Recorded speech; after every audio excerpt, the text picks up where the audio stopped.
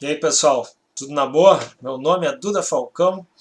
Eu estou aqui no canal Odisseia de Literatura Fantástica com o meu amigo Christian Davi. E aí, Christian, tudo na boa? Tudo beleza. Cara, bom ter aqui a tua presença, né? Mesmo que virtual, né? A gente já se conhece há muitos anos, né? Desde assim o Muito. início que começaram os nossos trabalhos aí, as publicações na literatura, né? O Christian Uns Davi. 15 anos, né? Acho que mais ou menos isso, né? Então já Uhum. é uma longa data aí de conversas literárias e projetos juntos, né? O Christian, ele já trabalhou como organizador na Odisseia de Literatura Fantástica. Eu não lembro quantos anos foram, Christian, foram três ou quatro Foi, edições. acho que foram quatro. Eu acho que Não, acho que foram. foram três. Eu Não lembro, mas perdi três um ou pouco a quatro. conta, mas é de tantas É, vezes que tu já participou, né, com a gente na produção do evento. O Christian, ele trabalhava principalmente, né, na organização das escolas, né, levando as escolas para a Odisseia, né. Pô, tu até podia falar um pouquinho aí, pessoal, sobre a tua participação aí como organizador no evento, como é que era e tal. sim. É, eu ficava com a sexta-feira, né? Que é dia útil. A Odisseia geralmente, pelo menos a Uhum. primeira foi sábado e domingo, aí eu fiz a proposta da gente começar na sexta-feira fazer um dia voltado para as escolas, né? E aí então eu fazia o contato com escolas, falava com autores, a gente conseguia alguns livros antes, mandava com um mês de antecedência para as turmas, e quando eles vinham, eles se encontravam com o autor já tendo o livro, já tendo lido o livro, né? Já tendo feito o seu debate na sua sala de aula, e eles vinham já com as perguntas para o autor. Era bacana para o autor, porque tinha um retorno verdadeiro assim do leitor, e ali, frente a frente, né? Era legal para os leitores também, porque encontravam os seus autores que gostaram tanto de ler.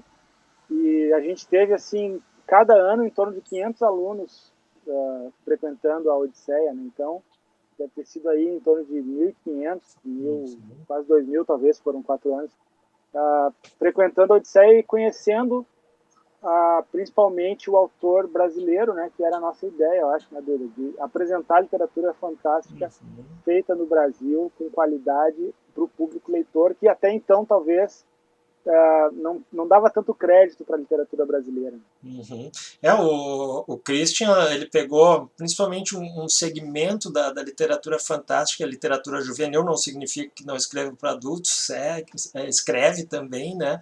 Mas eu já perdi a conta de quantos livros tu publicou, cara, tu já 12 ou 15, alguma coisa assim? Cara, até 2020 eu publiquei 23 Olha livros. aí, ó, perdi a conta longe já da quantidade de livro Né? que tu tem, cara. Ah, que maravilha, cara. Isso aí é ótimo, né? E eu sei o quanto tu gosta de escrever esses livros e poder tá participando de eventos, de palestras em escolas, né? Assim, o que tu acha dos teus livros? Quais são aí os preferidos do pessoal ou os teus preferidos que tu pode falar sobre eles aí para nós? Cara, assim, eu tenho alguns. Cada livro a gente às vezes se envolve e gosta dele por um motivo diferente, né? Claro que se eu escrevi e publiquei é porque eu gostei de escrever. Mas alguns, assim, foram bem premiados, então isso sempre é uma coisa bacana, um reconhecimento para o Uhum. autor, né? Eu tenho um Quintal de Sonhos, que foi publicado pela Editora do Brasil, ano 2018, e ganhou aí tanto prêmio regional quanto nacional, então isso foi muito legal.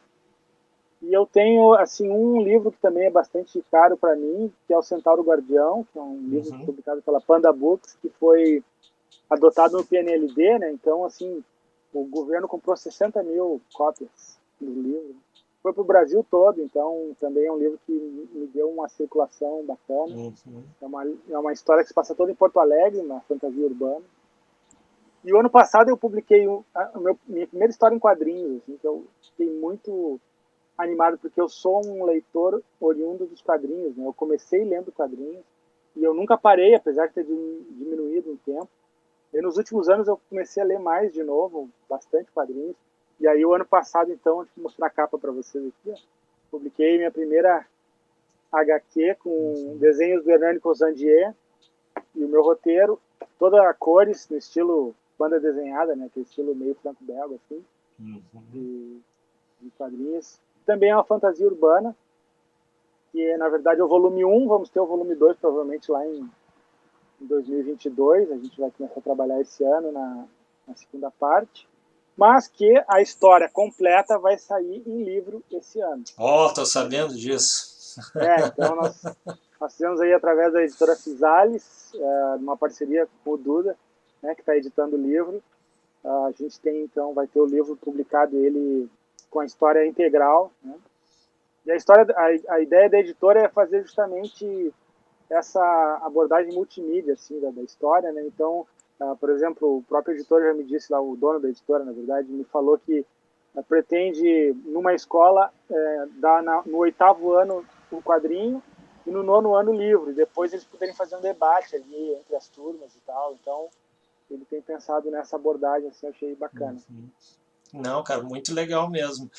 Bom, e tu falou em prêmios, né? O Christian já foi, né, premiado, né, algumas vezes, e devido à insistência do amigo Christian Davia, que existe o Prêmio Odisseia de Literatura Fantástica, né?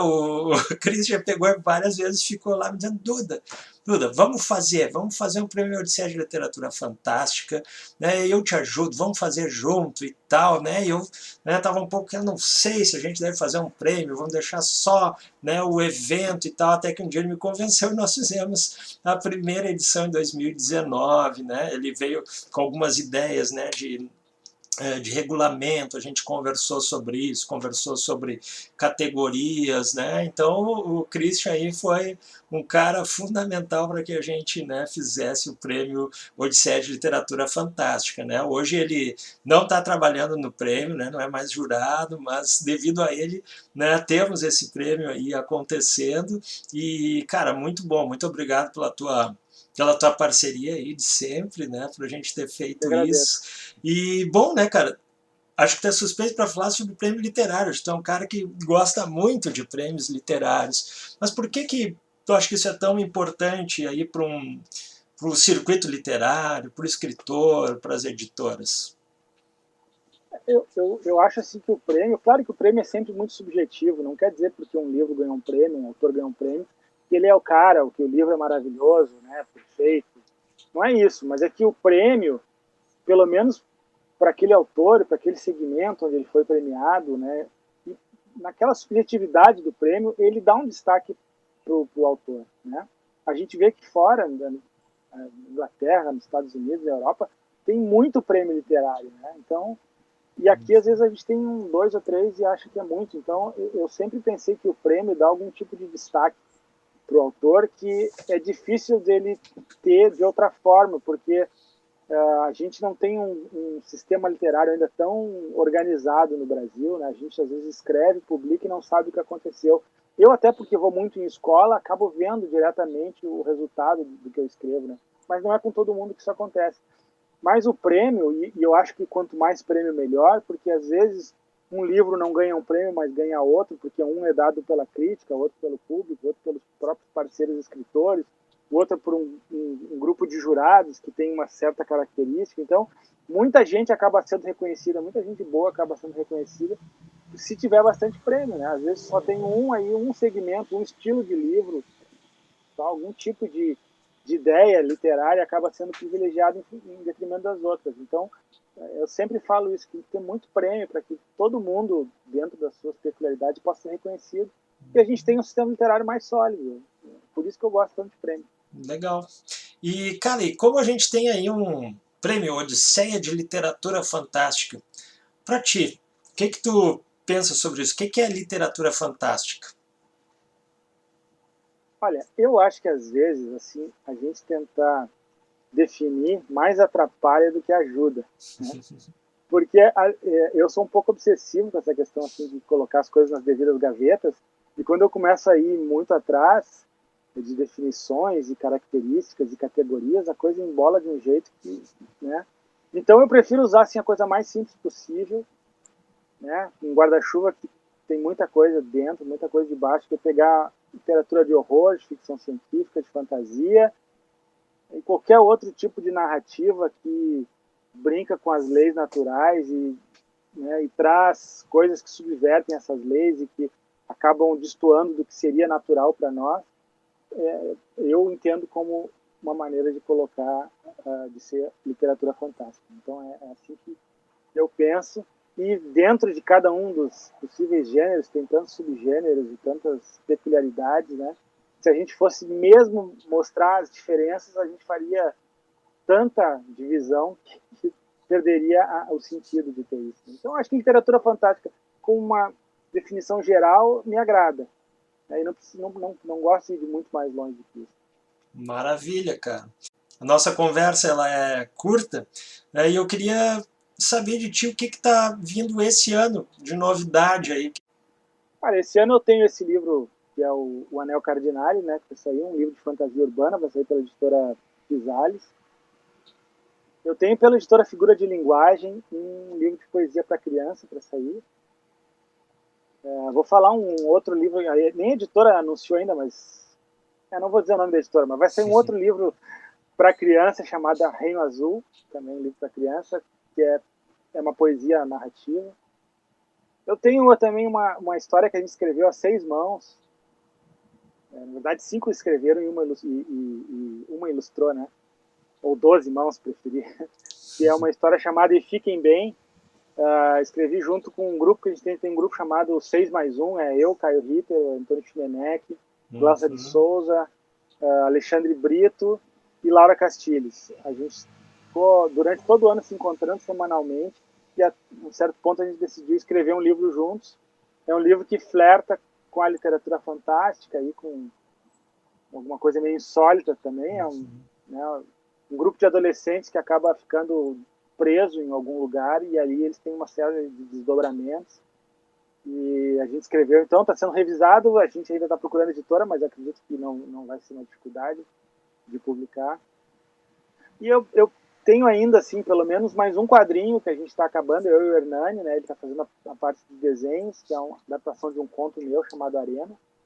E a gente continua produzindo uma tira que era para ser semanal, agora a gente deu um tempo aí, que é a tira de quadrinhos que eu boto no Facebook, no Instagram, que é o Mosco Tosco, né, mano? É as aventuras e desventuras de um inseto mais ou menos convencional, né? É uma mosca, um mosco, na verdade, e tem um pouco de crítica social e crítica política e tal, a gente brinca ali com o universo dos insetos, mas fazendo um pouco de alegoria para a nossa vida e tal.